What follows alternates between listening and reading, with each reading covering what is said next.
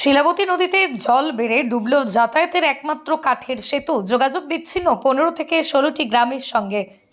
কয়েকদিন আগে লাগাতার বৃষ্টির সাথেই জলাধারগুলো থেকে জল ছাড়ার ফলে প্লাবিত হয়েছিল ঘাটাল মহকুমার বিস্তীর্ণ এলাকা। ধীরে ধীরে উঁচু এলাকা থেকে জল জমতে শুরু করলেও এখনো পর্যন্ত নিচু এলাকায় রয়ে গিয়েছে জল। এরই মাঝেই গত পরশু রাত থেকে লাগাতার ভারী বৃষ্টির জেরে জল বেড়েছে শিলাবতী নদীতে। নদীতে জল বাড়ার ফলেই যাতায়াতের একমাত্র ভরসা কাঠের সাঁকো ডুবল জলে। পশ্চিম মেদিনীপুর জেলার চন্দ্রকোনা 2 নম্বর ব্লকের ভগবানপুর 1 নম্বর ও ভগবানপুর 2 নম্বর অঞ্চলের সঙ্গে যোগাযোগকারী কয়েকটি বাঁশের সাঁকো গতবারের বন্যায় ভেঙে যায়। সেই সমস্ত এলাকায় চলছে নৌকা। যাতায়াতের একমাত্র ভরসা ছিল ঘোষকিরা এলাকায় থাকায় কাঠের সেতু এখন জলে ডুবেছে। ফলে যোগাযোগ বিচ্ছিন্ন হয়েছে 15 থেকে 16টি গ্রামের সঙ্গে। চরম সমস্যায় পড়েছে এলাকার মানুষজন।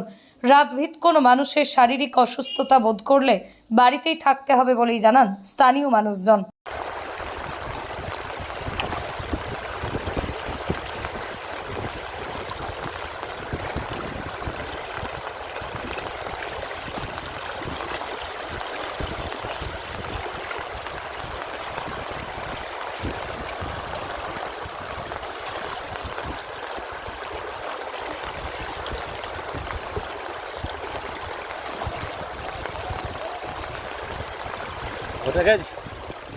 ধরা আছে এখানটা যে ভাঙা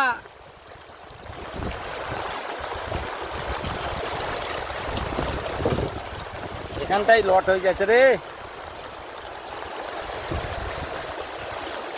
এখানটায় তো লট হয়ে গেছে। ঠিক আছে, এখানটা যে ভেঙেছে রে পোলটা, পাটাটা যে ছাড়িয়ে নিয়ে গেছে তো। এখন আস্তে আস্তে ফেরাতে হবে, আস্তে আস্তে। ওইখানটা ভাঙা আছে দেখবি, সব করে শুনুন ভাঙা আছে।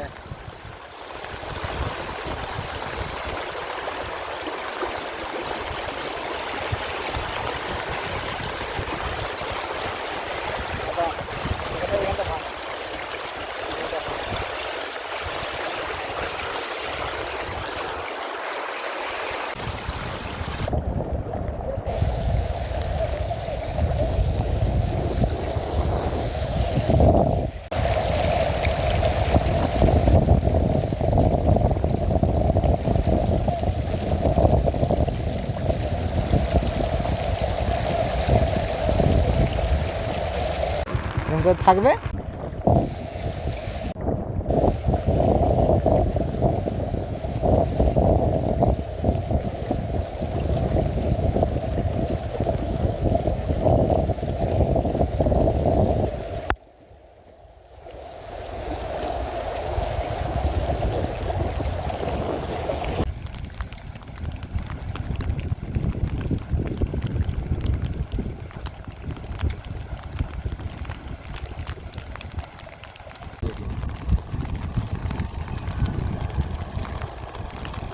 জলটা কাঁচার কাছে না।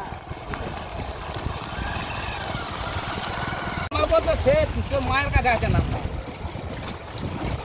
ওর মাকে বললে সে বলে দেবে নাম্বারটা সব লাগিয়ে দিলে ওরা কোথায় এসছে আমি জানি, তারা ফেল করবো বাকি।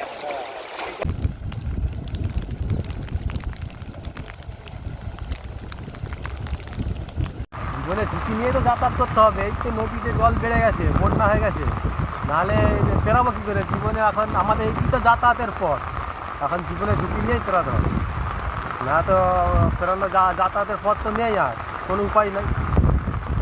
মানে একমাত্র মাধ্যম, হ্যাঁ, একমাত্র মাধ্যম আমাদের এইটাই।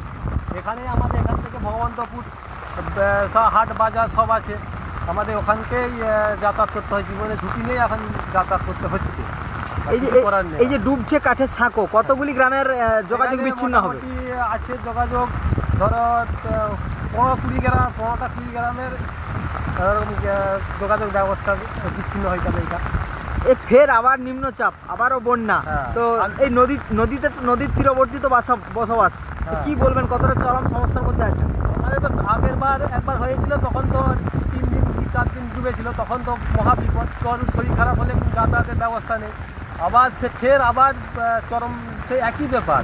এই যে সাঁকো ডুবে যাচ্ছে, এবার আমাদের যাতায়াত হবে কী করে সেটা বেশি চিন্তা। কারণ শরীর খারাপ হলে এখানেই মারা যাবে, কেউ যেতে পারছে না। প্রায় 15-16টা গ্রামের এর যাতায়াত ইয়ে হচ্ছে এখানে। আপনার নাম? সাকোটা। আমার নাম তুহিন ঘোষ।